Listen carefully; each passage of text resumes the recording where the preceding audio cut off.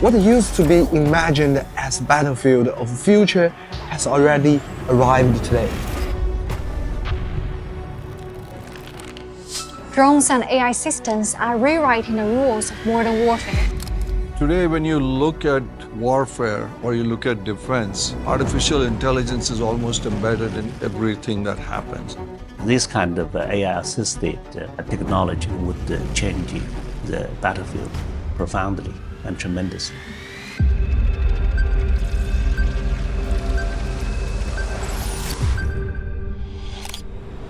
AI is indeed reshaping modern warfare, turning the battlefield into a laboratory at the cost of human lives. On the Russia-Ukraine front line, AI weapons are sent out like food deliveries. Algorithms order, machines deliver, and the strike lands exactly where it's meant to. In the Ukraine conflict zone, the American company Primer AI is helping Ukraine fight Russian forces with its latest AI tools. Its reconnaissance AI can monitor battlefield communications, automatically detect languages, and summarize key information. Clearview AI is an American facial recognition company. It has grabbed more than 2 billion photos of Russians from social media, and the Ukrainian government now has full access to its database. What followed were waves of highly targeted killings. Palantir is a long-time contractor for the CIA. Data from satellites, drones, radars, and frontline sensors can be integrated and automatically turned into a real-time model of Russian troop deployments. What we're seeing is that one attack by Russia, they could send over 700 drones. And these drones could be remotely controlled. Eventually, it will have more and more elements of AI. Nowadays, in modern warfare, you do not fight with just a few pieces of weapons. You fight with a system, which is AI-assisted. We're bringing things to the battlefield that really help with analyzing intelligence faster and making decisions faster on the battlefield. When AI enters war, the battlefield stops being a place, it becomes a system. Decisions are accelerated, targeting is automated, and human lives become variables in an algorithm.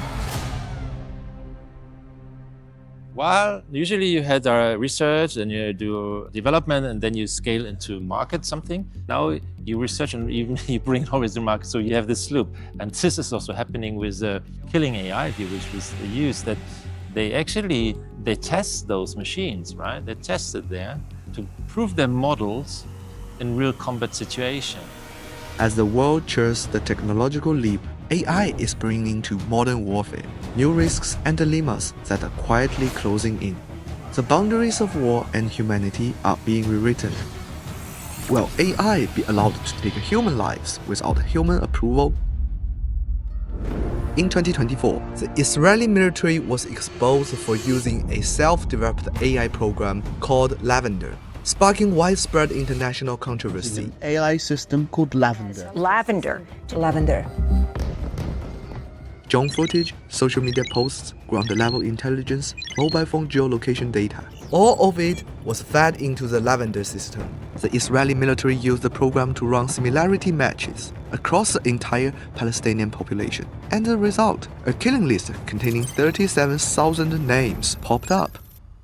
Israel even authorized what it called collateral kill quotas. Bombing a low-level Hamas operative could come with permission to kill 15 to 20 nearby civilians. For higher-level targets, IDF allowed for the collateral killing of hundreds of civilians. Before every strike, the time given for human confirmation was less than 20 seconds. If humans are pressing a red button over and over, approving every target the AI picks, then who is really doing the killing? The AI or the humans?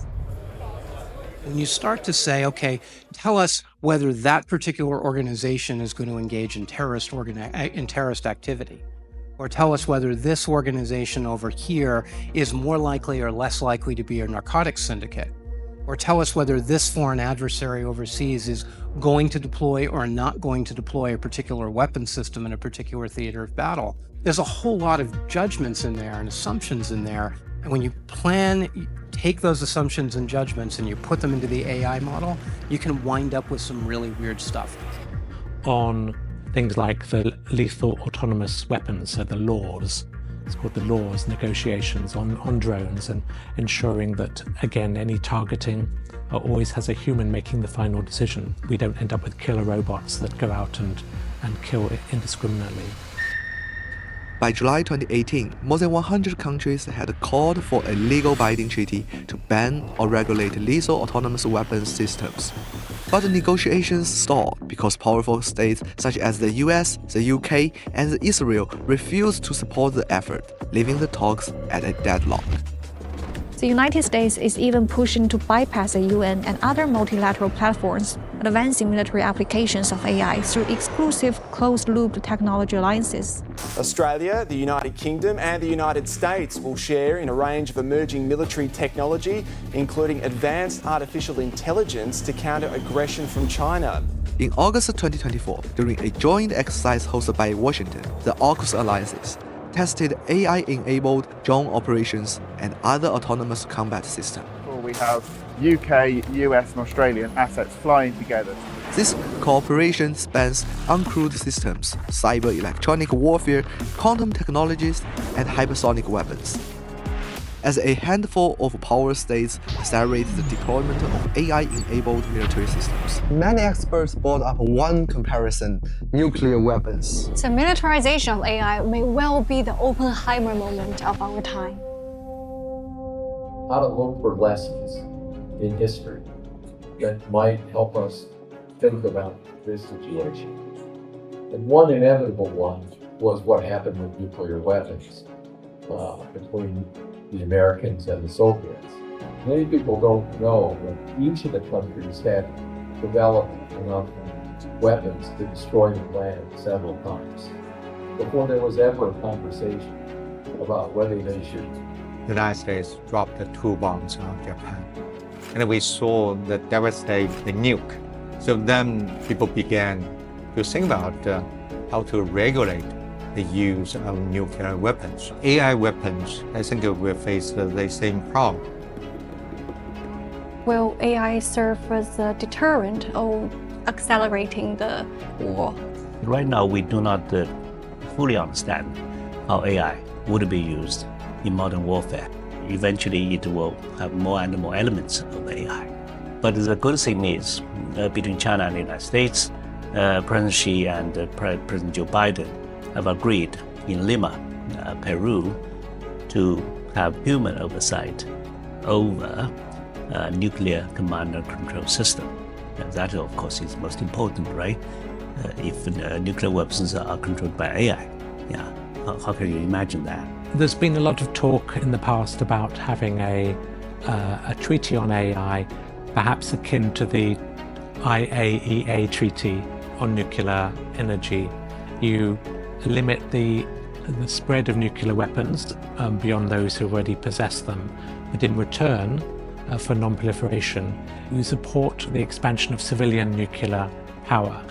So I can see that there is a certain parallel, that you could have guardrails around advanced models. Do you think there's any chance to cooperate? What do people really want? They want, to live in peace. They want to take care of their families. They want to educate their families. And they want to have a future for themselves and their children. That's the same. It doesn't matter which part of the world you go towards. Now, obviously, we might have different systems, political systems, cultural systems to get to that endpoint. I think you can pull off bringing US and China together on the issue of AI. I have a feeling that might be a less tractable and difficult issue than trying to get the Russian-Ukraine issue solved. So absolutely, it's very, very possible. AI is transforming the battlefield at unprecedented speed, deciding life and death in an instant. So do the major players with the most advanced AI technologies now hold the power to decide the survival or destruction of other countries? That's a much bigger question than the technology itself.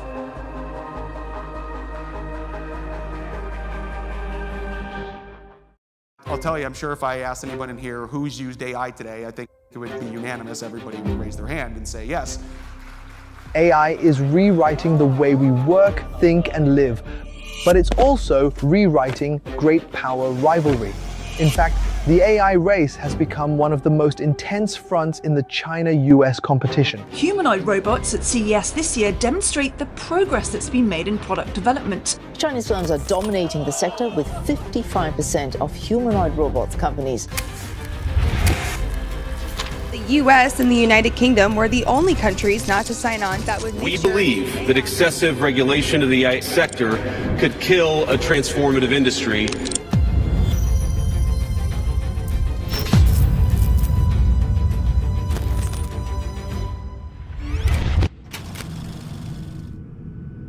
To understand how this high-stakes competition is playing out, we went on the ground in cities across China and the US, from Las Vegas to Shenzhen, where AI is already shaping everyday life. AI4 in Las Vegas is a major AI conference bringing together executives, engineers, and policymakers to showcase how AI is being deployed in real-world industries. And it's the perfect place to begin our investigation. There's an extraordinary advantage potentially for China in its positionality as a challenger. If we don't go full steam ahead and build AI at rapid pace, then China will beat us to the punch. AI is not a sports competition because I would not like to see losers at the end of this. Humanity needs to win. Here at the AI4 conference, I see two Chinas. One is in the room, Chinese faces everywhere, from tech teams to exhibitors. The other is in the speeches, a China that the US politicians say they must outcompete. At the conference in Las Vegas, China is the elephant in the room. Over the past few decades, China's innovation has impressed the world and raised alarms. When it comes to AI, many here believe China's open source approach could hold even greater potential for growth. I think the primary for the US leadership position in closed source model, whereas China's leadership position in open source model. In the open source world, you can open weights, you can open source code, you can open data, different level on how we can open different stuff. And I think from a research perspective, further you can drive the development and the advancement of the AI sector. I think that's something good for the humanity and for the global economy as well. I would say open source is kind of a way to popularize your models, to bypass these constraints imposed by the United States to get some market share. Nevertheless, I think there's also the ambition to produce great models and to share them, right? Both goes hand in hand. I wouldn't say catch up, but it's still a race and you want to have good models, and there's a lot of constraints from America on the chip side, but also on the model side. When we had the DeepSeek moment, there was immediately criticizing that it was stolen, they just bootstrapped it, etc. But when you ask then AI engineers, actually there's a very interesting disconnect. It's like here at this fair that they were saying that DeepSeek, great innovation and pushed the whole industry. China's progress in AI models has begun to puncture a familiar skepticism in the West. The claim that China cannot innovate. The DeepSeek, right, if you look at their paper that they released with their original model, they made a lot of really amazing innovations in how they were attacking the problem in terms of they were using chips that they had access to optimize using basically its smaller numbers, smaller integers to do these calculations much faster. And it was something that nobody else had really thought to approach this problem in this particular way. That's the kind of innovation that scales out globally. China's success shows one thing clearly. When access to top-end chips is limited, innovation doesn't stop. Instead, it is reshaped. And that mindset doesn't end with any single model. It's becoming a broader pattern across China's tech innovation. There is no production-ready human robots in the US, but in China, Unitree, AGI Bot, and a number of other companies, they have already released very mature human robot that's catering the early adopters. The reason for that, China has a much mature supply chain manufacturing ecosystem and capabilities. When we do all these hardware iterations for robotic startups, it's much easier to do that in China because you can do the iteration in real time versus when you build a robotic startups in Silicon Valley, for example. when you need parts, when you need new components, you might need to place the order and wait for like 2 weeks or 4 weeks for the order to be shipped to your house, and then you can start the next iteration. To understand the ecosystem where China's AI innovation is taking shape and where products are rapidly iterated, we head to Shenzhen, a city known for its dense startup scene and thriving AI clusters. Right now, we're at the Shenzhen Talent Park, and right behind us, you can see the fancy skyline of the city. In Shenzhen, which is home to many tech companies of China, AI is not just a distant future, it's part of everyday life. Yeah. And right now, we can see here, food delivery is also getting an AI upgrade. Let's check it out. We can see there's Vloggers are coming. Yeah, that's foreign vloggers. Let's say hi to them. Hi guys, are you ordering? We need the Chinese phone number to order. Do you have Chinese phone number? No? We can order for you. We just also ordered 2 bubble tea. Let's share the bubble tea. Oh, the joint is coming! Oh, it's coming, it's coming. Watch out, watch out. That's our bubble tea. Come on. It's like a gift box. It's really amazing. Oh, it's also environmental friendly. Ganbei. Salud. Salud, salud. Wow. So what does it do? Now check this out. This is no ordinary race. Thanks to AI, even older participants are able to go head-to-head with younger runners. Did you guys like try that one? Sure. How do you like it so far? That's funny. It's definitely an odd experience. It's pulling you more than it's propelling you. This is really easy. Yeah. I wonder how far this can go. Like, keep going. Yeah. All the day. We also tried out this next level tech together with our new international friends. Help me, unlock me. Exoskeleton is nothing new, but this, with the AI integrated model, can really be part of our daily life. You can see the people, but he is not driving. It's autonomous. Let's check it out. You see? Let's go. Go. Getting. Is he driving? Oh, no. You see the screen? You can monitor, see how the car is working right now. Do you have automatic driving in Barcelona? Not yet. Not yet. In Europe, the supervision is very like a roller coaster. The driver is there, but it's only checking, but it's not touching anything. So rare, so it's strange. AI is just in the real life. Yeah, I've seen that in a movie, but now I am in the movie.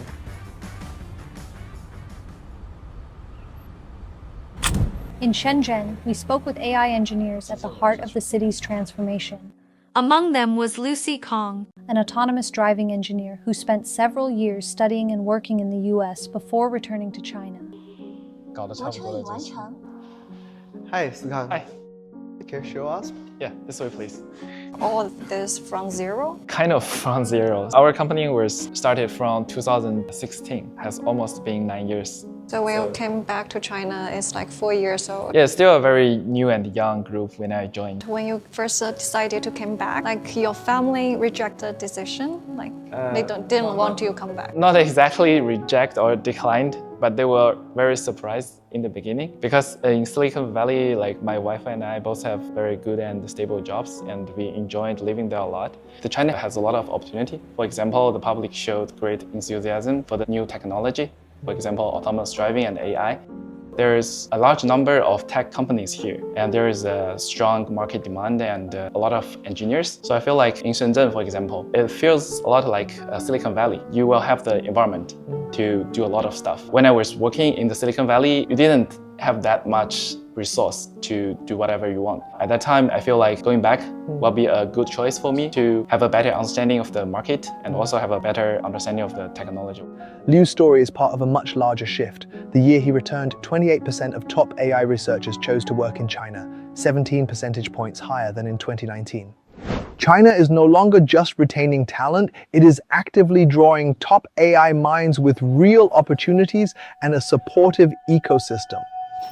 There is some reasons, for example, like in my research was focused on robotics. It's a kind of field of research. Every time I'm trying to enter into US at that time, I have to get my visa checked for several months. That means I don't have the chance to go back to my lab to read. Every time you go to US, they check your visa, which way? Because people got 10 years visa. That's mostly for the travel. For study, like if you're major was some sensitive major. For example, for me, it's robotics. So that's why I stay there, study and work for a long time without returning, because I'm afraid that the visa will take a long time to get it renewed. So I have to stay at home and waiting for the visa issue, and I won't have the opportunity to go back to continue my research. Louis' concerns are not unique. The US has become an increasingly unfavorable place for Chinese talent as it ratchets up competition and portrays China as a threat. I think one of the most interesting findings from that research is that if you look at the AI unicorns in China today versus the ones from 3 or 4 years ago, the first set were by company founders who came to the United States to study. Then they went to top US schools, they came back to China, and they created very successful companies. The more recent ones are individuals from China who studied here in China. They stayed here, they were part of the Chinese tech ecosystem, they created these wonderful companies, and now they're highly successful. And so it shows that the center of gravity of where cutting-edge research is happening isn't just in the United States, it's also here in China. Over the last 20 years, many people returned to China, basically being attracted by first opportunities in China, and second, higher and higher salaries in China. So the flow of talents are not going to be stopped. So this is one thing. The second is that the flow of information is not going to be stopped. United States may put export control on products. It's very hard for them to put control on people. From conference halls in Las Vegas to the tech corridors of China's fastest moving cities, one thing is clear: AI is no longer an idea. It takes shape in models and products, is driven by global talent, and scaled in cities built for rapid iteration. But its importance also raises a larger question. How will humanity choose to treat AI? As an opportunity to be shared or a battleground to be fought over? It's everyone's favorite topic to talk about the China-US rivalry. But I think, currently the narrative is a little bit misleading. It's like here in the US, almost a way to influence the people in the US side to say, hey, China, they are the bad guy. And we know that, China, we're not the bad guy. We're actually pretty good. We have made so much progress on the open source space, and we are helping the entire humanity on top of research and development in a lot of frontier domains in the AI space. And if the United States invented the first television, well, the people in China got to watch television as well. So whoever develops the best AI products, whoever develops the best uses for AI, I think it's such a small globe now that you're going to find that it's going to benefit everyone. China and the US are locked in a chip war. The US government has tightened another crackdown on China's... The Blackwell. Do you know what the Blackwell is? China dramatically expanded. China's retaliation now includes... About to meet President Xi Jinping of China. Artificial intelligence is now a general purpose technology, which means it is used in almost everything that you do. It's not about the national security. It's actually about the capacity. The China-US rivalry, the narrative is a little bit misleading. Everyone wants to win a race. It's not clear what winning really looks like. When it becomes a natural part of our daily lives, then you see which country that's happening to first, and maybe you could decide that they've won the race. That's where it all begins, with this tiny chip.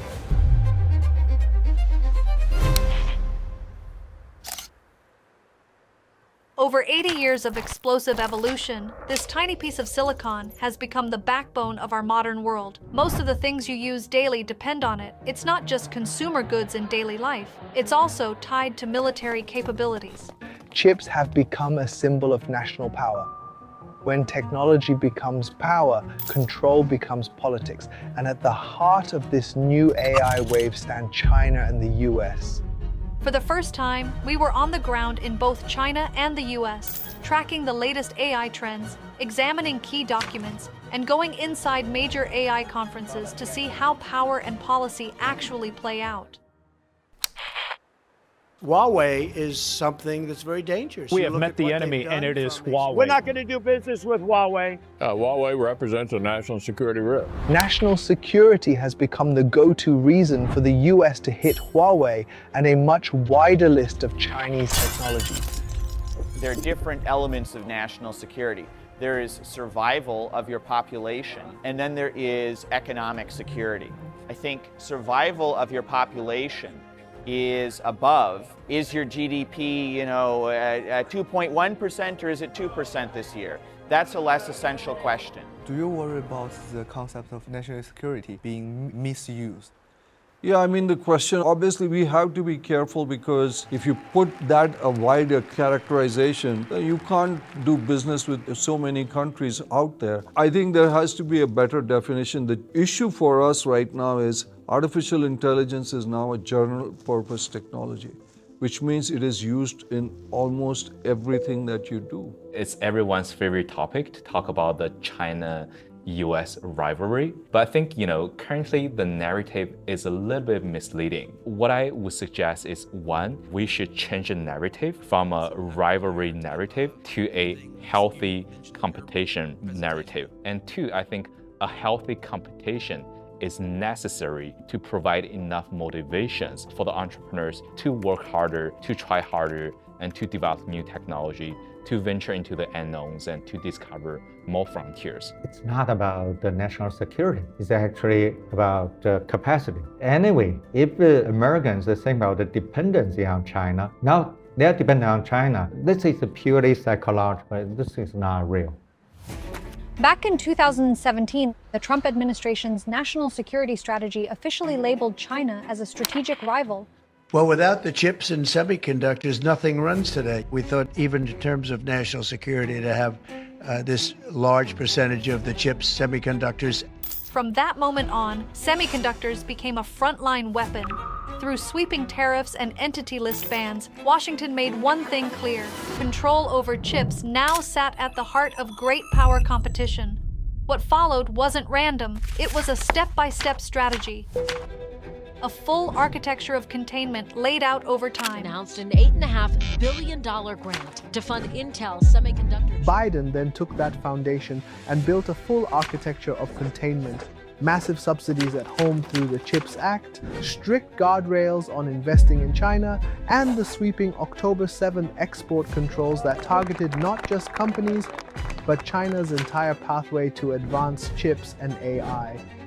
With allies like Japan and the Netherlands brought into the fold, Washington's approach shifted from targeted strikes to a coordinated effort to keep China behind the technological frontier. I think the Western policymakers view these export controls are framed as risk mitigation. So from the Western point of view, they're about protecting critical supply chains or protecting national security. And now Beijing sees the same tools as the West seeking to contain China. And I think the most constructive approach acknowledges both of those views and recognizes legitimate security concerns while ensuring that policies do not result in a permanent decoupling. So I think practically it means that we should target controls narrowly as possible, and we should pair them with confidence-building measures. The Biden administration focused a lot on how to make sure AI was safe. They were very much worried about bias in the technology or other types of harms or consumer harms that might arise. The Trump administration's focused more on adoption. How do we accelerate adoption of this technology? Now, there has been some continuity there, and that's in how they approach risk. So I think the shift has been one from how they talk about AI. In the Biden administration, they were talking about opportunity, but they were also talking about making sure it was protecting consumers' rights. In the Trump administration, they're also talking about opportunity, but they're really talking about how it's going to benefit individuals and making sure that we're pursuing those opportunities to get benefits as soon as possible. I think the Trump administration is also focused a little bit more on the national security implications. And so it's changed a little bit of the conversation and what they prioritize. Trump 1.0, he started this trade war with China and put restrictions on high-tech products export to China, right? But what has happened over the last 7-8 years? Because of American sanctions, China's technological progress, particularly in the areas, has progressed so fast. In some cases, it has even caught up with the American level. So that's why Jason Huang said that this is not right to restrict the export of high-end chips. to China. If we don't export, and the Chinese are going to produce by themselves. Their calculation is that, if we don't put any restriction, China is going to catch up really quickly. With restrictions, we can maintain a gap about 3 to 4 years between US and China. But even that calculation has been proven wrong. Because as I said, China's gap with the United States is only like a half to 1 year. So this is a totally self-defeating policy. I think most Americans have realized this.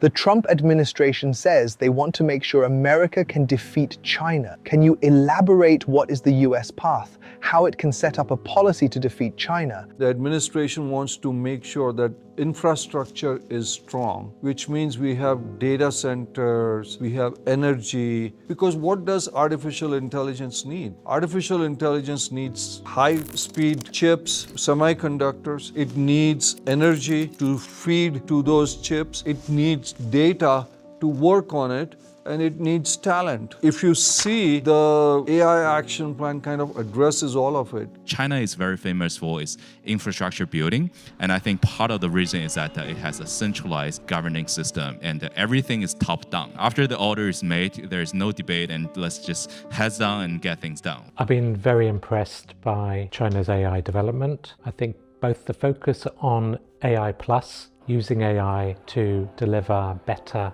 experiences, better sectoral achievements in education, in manufacturing, and in other areas, health, addressing climate change. I've been very impressed by China's commitment to AI for the developing world and using the China's Global AI Governance Action Plan to ensure that developing countries can benefit from AI, in particular DeepSeek and other technologies, because they are open source, they're cheap, they're full stack. They allow developing countries to modify the AI systems for their own context, their own culture, their own languages, their own needs. The United States has been the leading power in the world and also a leading innovator for so many years. But China's gap with the United States is not as big as we have thought. On the application side, actually, China is ahead of the United States. Why is that? Mostly because China still maintains a huge size of manufacturing. So we can apply AI directly to many industries. Whereas in the US, that has been hollowing out in the last several decades. A nation that is not prepared to win a war is a nation not capable of preventing a war. It must be earned and it must be won. But what does it actually mean to win an AI competition? I think every country who's competing against who they perceive to be their competitors wants to win the race, wants to be the first to achieve. When I grew up, there was the space race between the United States and the Soviet Union. And the Soviets put the first rocket ship up, and then we had John Glenn orbit the Earth, and then we put the first man on the moon, and you could judge who won that race. This is a little bit different. It's not as tangible as landing a man on the moon, and trying to determine who has better AI, whose AI was developed quicker than the other, I think is much more difficult to measure. Even if you achieve whatever your goal is today, the technology and the advancements are so quick that in months, that's not going to be the goal anymore, and somebody's going to jump ahead and develop the next phase of AI that's better than the last one. So this is going to be a continual progression of technology that I don't know if you could ever determine who won the race. In general, when I grow up because of competition. In high school, what we used to do is that we want to know who will be the first in class. So what we do is that everybody will work hard on his own. At the end of the day, we want to see who is the first. So I don't think that it should be that one country is leading. If we can even have 3, 4, 5 countries that are competing to know who will be the best, you will see that citizens from all different countries, they will work hard. So it is healthy, in my opinion. It's not about competition. US should not think that they are the leader for everything. If China can also show that they can do something, for me, it is very good. For many on the ground, the real issue isn't who wins, it's how to ensure AI is used for good, how countries cooperate, and how the benefits are shared by all. Every country aspires for the same things, as I said. Quality of life for its people, peace for its people, and security for its people. So, AI for all. We've watched this race unfold, from chip chokeholds to supercomputing breakthroughs, from Washington's fear to China's response. We've seen how competition can push nations forward, but also how quickly it can pull them into old patterns, into Cold War thinking and zero-sum games. Yet on the ground, people see AI in far simpler terms. They want technology that is safe, fair, and used for good. AI will shape the future of humanity, and that future cannot be built on rivalry. It must be built on cooperation. The real question is not who wins the AI race, but whether we can choose a future where everyone wins.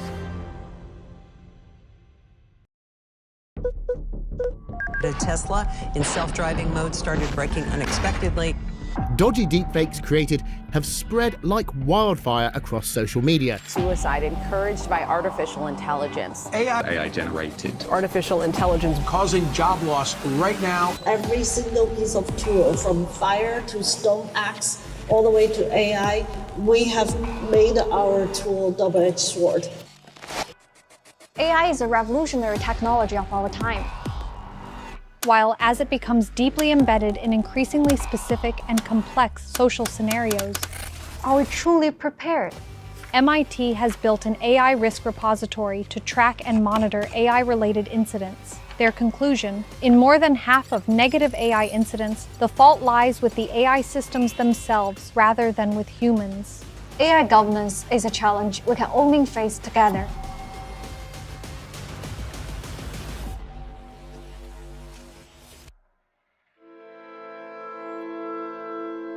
America is the country that started the AI race. In July, the Trump administration unveiled its AI action plan. And as President of the United States, I'm here today to declare that America is going to win it. Together with the latest national security strategy, it becomes clear that the US government is positioning AI as a competition it must win.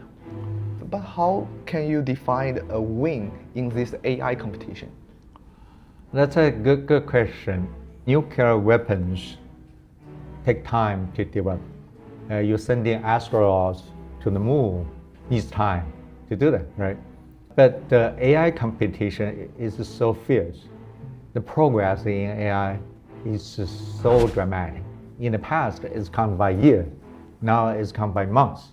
That's the difference, right? So it's really difficult to say, oh, you have won the competition.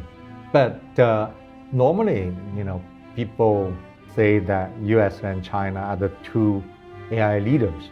The administration wants to make sure that infrastructure is strong. Because what does artificial intelligence need? Artificial intelligence needs high-speed chips. It needs energy to feed to those chips, it needs data to work on it, and it needs talent. The AI action plan kind of addresses all of it so that the innovators in this country are not bogged down. President Trump laying out AI priorities for the federal government at a high-profile event in Washington. President Trump signed an executive order restricting states from creating their own regulations for artificial intelligence. Why is the Trump administration loosening AI regulations at a time when AI governance is increasingly urgent? And who is driving this trend behind the scenes?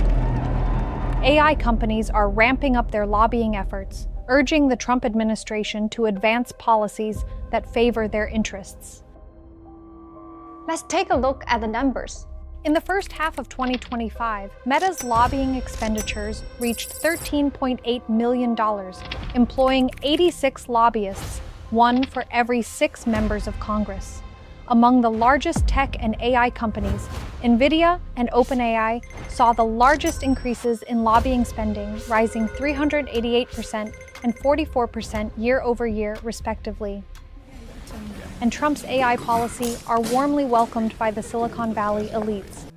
Thank you for incredible leadership, including getting this group together. I think it's a real incredible inflection point right now in AI. You and your policy, Your leadership, your administration, your focus on innovation. is really helping a lot. Thank you for being such a pro-business, pro-innovation president. And you've unleashed American innovation and creativity. A new triangle is emerging as Silicon Valley builds increasingly close ties with the White House and Congress. Is this becoming a new kind of tech-industrial complex, one that mirrors the old military-industrial complex? You know, his farewell address, President Eisenhower spoke of the dangers of the military-industrial complex. He warned us then about, and I quote, the potential for the disastrous rise of misplaced power, end of quote. 6 decades later, I'm equally concerned about the potential rise of a tech-industrial complex that could pose real dangers for our country as well. This new tech-industrial complex is actively shaping US AI policy, but their underlying motive isn't to govern AI better or more safely. It is to use AI to line their own pockets. When the US elevated AI to the level of a global race, a new question emerged. Is AI still just a technology, or has it become the engine driving geopolitical power and digital hegemony? As commonly framed in AI governance and industrial policy, you need 4 basic pillars of infrastructure: computing power, data, talent, and funding. Let's break it down. Energy capacity is the key force behind computing power. According to the IEA's data report, global data center electricity consumption has been growing at an average annual rate of 12% over the past 5 years. In 2024, total consumption reached 415 terawatt-hours. By 2030, that figure is expected to rise to 945 terawatt-hours. The United States and China will see the most significant increases in data center electricity consumption, together accounting for nearly 80% of global growth by 2030. Global AI talent is also unevenly distributed across countries and regions. China stands out as the leading source of top-tier AI researchers, accounting for 47%, nearly half of the global total. The United States ranks second, with an 18% share. In private AI investment and in the development of globally notable foundation models for large-scale data aggregation, the United States consistently ranks first, followed by China in second place. This is the stark reality of the current AI era.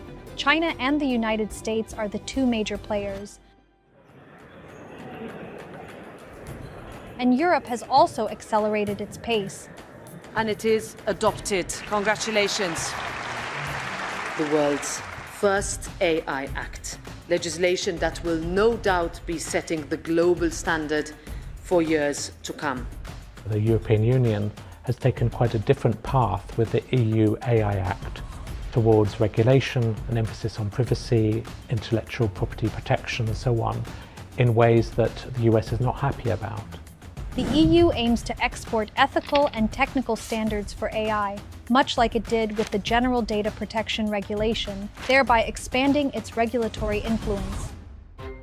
Therefore, in the global AI race, countries are not starting from the same line. 70% of the internet, which is where the data for these AI systems comes in, is Western English oriented. So if you're a country, let's say in Africa or in some small country in Europe, you have a history of hundreds of years, and your language and culture, it could get wiped out because of these AI systems. If there's a hierarchy, I have better technology, I have all the patents, and the poor country cannot converge. How do you converge from a poor to a rich country? It's almost impossible. I've been at times kind of worried about well, if this seems like it's somewhat unnerving to have intelligence created that is far greater than our own. And will this be bad or good for humanity? Even if it wasn't going to be good, I'd at least like to be alive to see it happen. We probably have to think of this as a new species. It's one that we've invented. It's not biological, but in fact, it probably has all the other attributes of a species. So that leads you to have the question, what is the right relationship between man and machine. Could it be a situation where an AI exhibits all the characteristics that might make you think it's conscious? It's possible. Does that mean it is conscious? I think that's one for brain science professionals to answer. Does anyone know what's happening? Oh my gosh! Oh no! We need a human challenger! I think the most fundamental question is not, are we doomed with AI, but could AI become conscious? I think that's probably the most fundamental question of human being, because the question of consciousness is a question of life. It's a question of how we understand reality. When AI gains the ability to make autonomous decisions and deliver moral judgments, and when competition between nations becomes a contest between humans and machines, where does humanity go from here? And one thinks, okay, you need a major accident, a major incident of AI going wrong before countries cooperate. I'm not a pessimist. I think that I'm a realistic optimist. I think that there is a shared understanding, even in the United States, that we need to ensure that AI is safe, that it's controllable, and that it benefits humanity. Through greater scientific shared understanding, through greater interoperability of our approaches on policy, on standards, on data sharing, I think we can maximize the benefit and minimize the risks of AI. An AI can act morally, and we will have so many contradictions. What makes morality difficult is that it is culturally grounded, contextually grounded. Perplexity or GPT, they have all a little different set of morality, I think. So what you need actually a high level of reflectivity. So for the system, I think that's the way to go. You cannot just regulate it. You cannot, because if it becomes ubiquitous and highly capable, then the regulation will not happen. Then you have to work hard that those models relate to our inner core, what we think is important. While discussions of AI consciousness remain a question of the future, China has moved ahead into the realm of practical governance. At the World Artificial Intelligence Conference in Shanghai last July, China signaled that it sees AI governance as essential, releasing the Shanghai Consensus on International Dialogue on AI Safety to encourage global dialogue and investment. I think that China's approach is the kind of approach that allows everyone worldwide to feel welcome in a community of progress.